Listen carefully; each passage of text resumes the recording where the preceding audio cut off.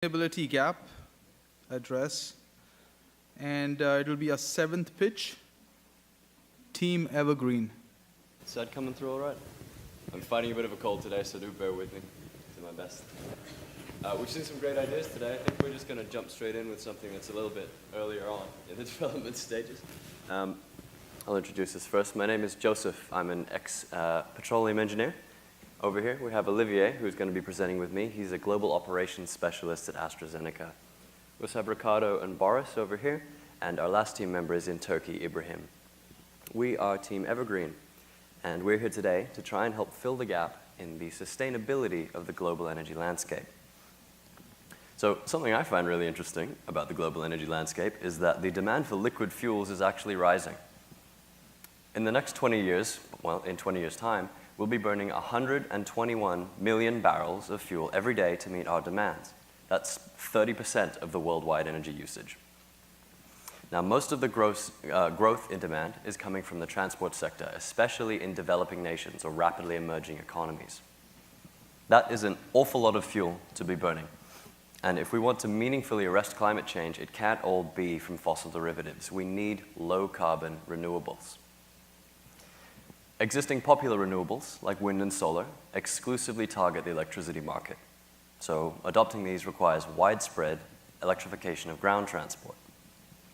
Further, advances in battery technologies are not actually expected to outpace the increasing demand for reliable, energy-dense liquid fuel. As a result of this, electricity is predicted to supply only 1% of the global transport sector by 2040. This graph shows the energy demand in the transport sector and various sources that will help supply it. And you can see that the difference in scale here is absolutely vast.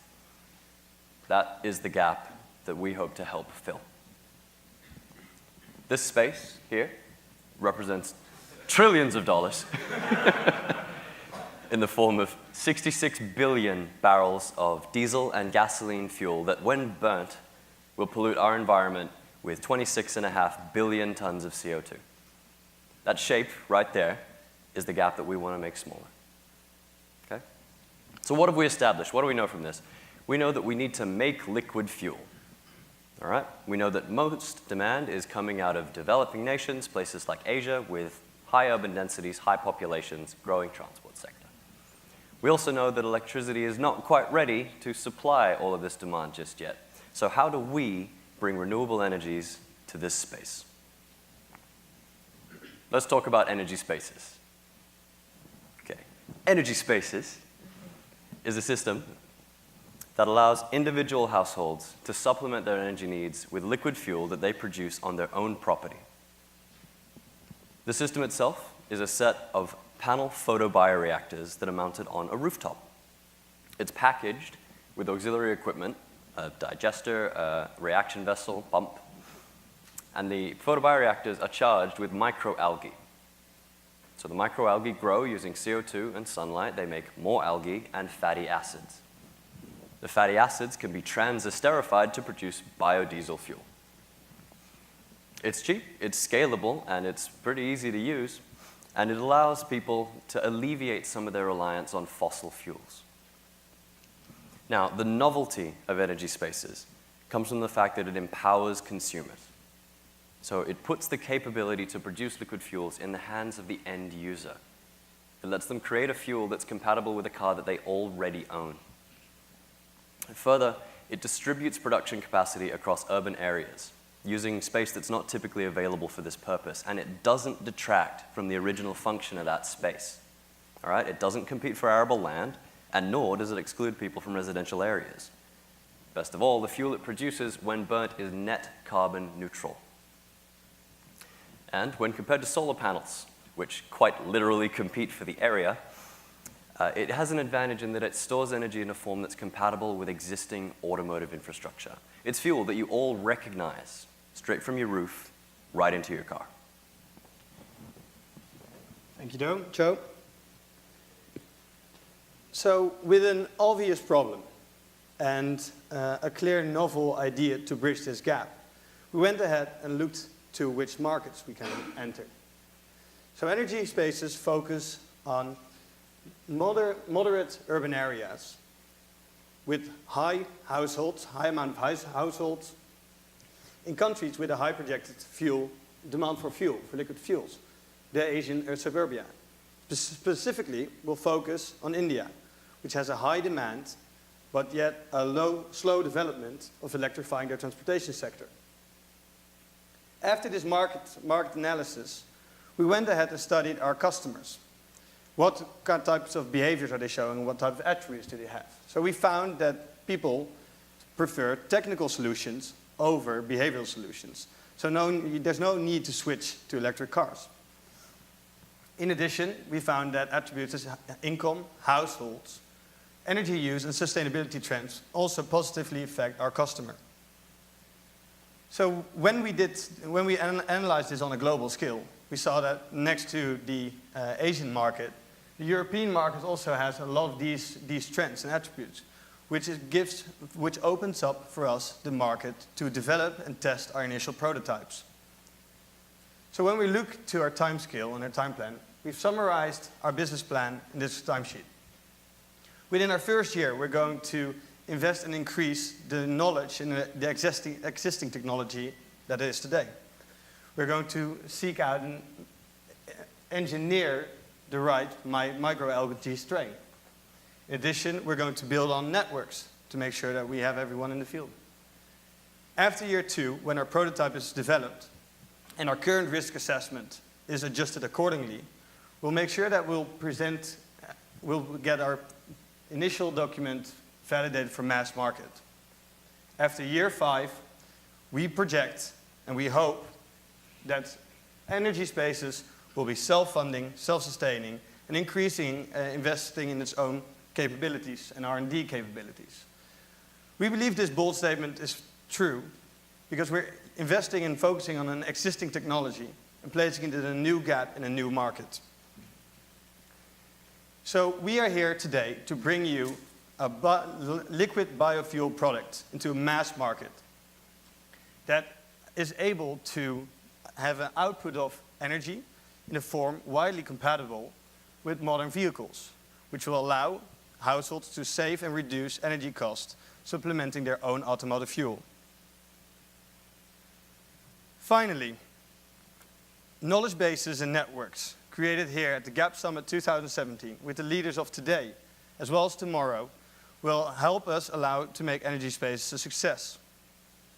Together with you, we hope to transform the global energy space and landscape by empowering their end users. We are Team Evergreen. Thank you.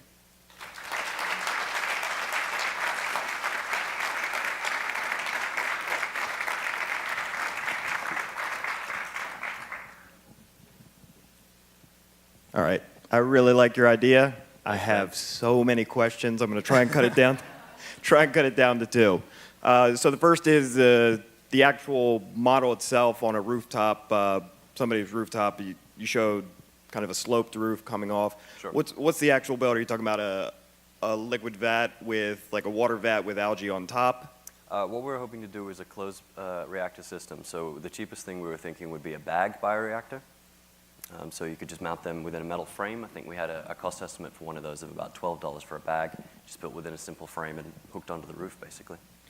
All right, so most homes, most buildings are built to spec to be able to handle the weight of the roof and no additional weight to that. So at the risk of caving in on the homeowner, what's the weight?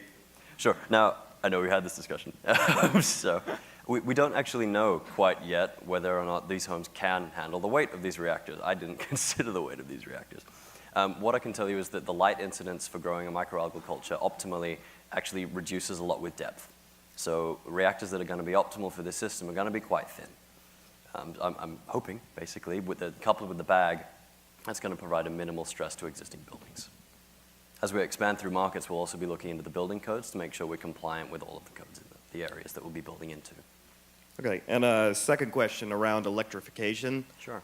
So I saw the graph up there, but there's a couple things I had a question about around that. Number one is the current pre-order for the Model 3 of Tesla is right around between 400 and 500,000 now, which is more than most car companies sell in an entire fiscal year. Mm-hmm. So the demand is significantly there, at least in the U.S., for electric vehicles, not to mention countries like Norway and China have policies specifically designed to skew the consumer towards electric vehicles. So I'm not sure I buy into those projections from the DOE. I think they're drastically underestimating what it's going to do to the market. I mean, I'm working with the predictions from the DOE. I do understand that the demand for electric vehicles is growing, and that's great. We really want electric vehicles, but it seems to be that just the sheer scale of the automotive industry is such that fully electrifying it with even that kind of pre-order. What was the number you said there? How many cars would be in the industry?